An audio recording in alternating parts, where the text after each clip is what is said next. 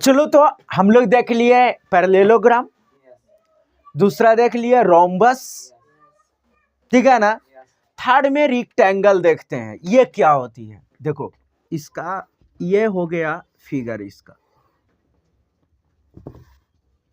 देख रहे हो ना, ये रेक्टेंगल हो गया। तो ये जो रेक्टेंगल है वो देखो यहां से ए बी सी डी, बस समझ में आया। तो जो रेक्टेंगल यहां पे है ये देख लो। तो अब इसको भी पैरेललोग्राम के फॉर्म में हम लोग डिफाइन कर सकते हैं, समझ में आया। यानी एक ऐसा पैरेललोग्राम जिसका जो है जिसका प्रत्येक एंगल क्या होना चाहिए, 90 डिग्री हो। क्या होना चाहिए, 90 डिग्री। वो क्या कहलाता है, रेक्टेंगल कहलाता है। बस समझ में आ गया। एक ऐसा पैरेललोग्राम जिसका प्रत्येक एंगल क्या है, 90 डिग्री है। देखो है ना। अब कह दिए कि भाई ये पैरेललोग्राम है, तो इसका मतलब क्या हो गया कि अपोजिट साइड से पैरेलल और इक्वल है।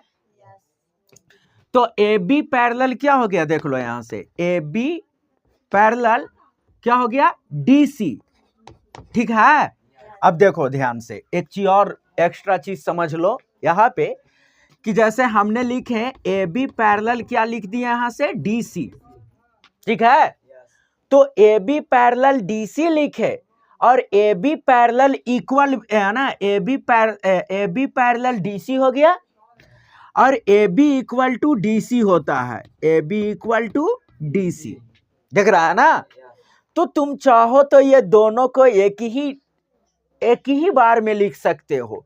ये हम लोग ऐसे करके लिख देंगे तो ऐसे भी लिखने की नियम होता है, ठीक है ना। ये भी रूल है कि अगर हम कर दिए तो ए बी पैरेलल और इक्वल होता है डीसी का, उसी प्रकार से हो जाता है क्या, ए डी पैरेलल और इक्वल हो जाता है किसका, बीसी का। बात समझ में आया। तो ये चीज आ गया है ना। और प्रत्येक एंगल क्या होता है, 90 डिग्री होता है। यानी एंगल ए, ठीक है ना, equal to angle B equal to angle C equal to angle D equal to 90 degree. यानी एंगल ए भी 90 डिग्री, बी भी 90 डिग्री, सी भी 90 डिग्री और डी भी क्या होता है, 90 डिग्री होता है। बस समझ में आ गया। अब जरा देखो यहां से है ना, इसमें क्या होता है कि ये भी पैरेललोग्राम है, तो इसका भी डायगोनल एक दूसरे को क्या करेगा, बाइसेक्ट करेगा।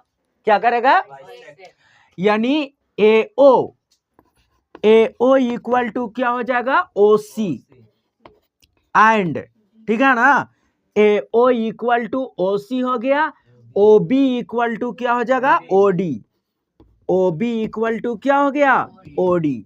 समझ में आया। यानी इसकी डायगोनल एक दूसरे को क्या करते हैं, बाइसेक्ट करते हैं, क्योंकि रेक्टेंगल भी एक प्रकार का क्या है, ये पैरेललोग्राम ही है, ठीक है। लेकिन इसको में एक एक्स्ट्रा प्रॉपर्टी जुड़ जाता है। एक्स्ट्रा प्रॉपर्टीज क्या है इसमें एक्स्ट्रा हो जाता है भाई, तो उसका यह होता है कि रोम्बस का या पैरेललोग्राम का डायगोनल्स इक्वल नहीं थे, डायगोनल्स इक्वल नहीं थे, लेकिन यहां पे इसके डायगोनल्स इक्वल हैं। समझ में आया। यानी हम लोग लिख सकते हैं यहां से कि AC इक्वल टू क्या हो गया, BD, AC equal to BD। यह चीज समझना, समझ में आया। यानी ये चीज उसमें नहीं था, ना तो पैरेललोग्राम में था और ना ही रोम्बस में था। समझ में आया। ये एक्स्ट्रा प्रॉपर्टीज आया रेक्टेंगल में निकल करके, ठीक है, कि भाई इसकी जो ये बाइसेक्ट तो करता है, ओ ए इक्वल टू ओ सी हो गया, O B equal to O D हो गया, ये चीज तो होता है ना।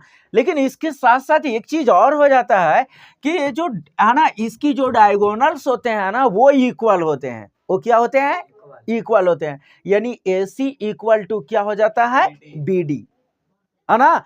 तो ये रेक्टेंगल केवल बाइसेक्ट करते हैं, यहाँ पे 90 डिग्री पे नहीं करता, ये याद रखना। समझ में आया। वो रोम्बस में करता था और फिर कहां पे करेगा, स्क्वायर में करेगा। समझ में आया, रेक्टेंगल में नहीं करता। इतनी बात समझ में आया कि नहीं आया। और बस इतना ही था इसमें, ठीक है। चलो ठीक।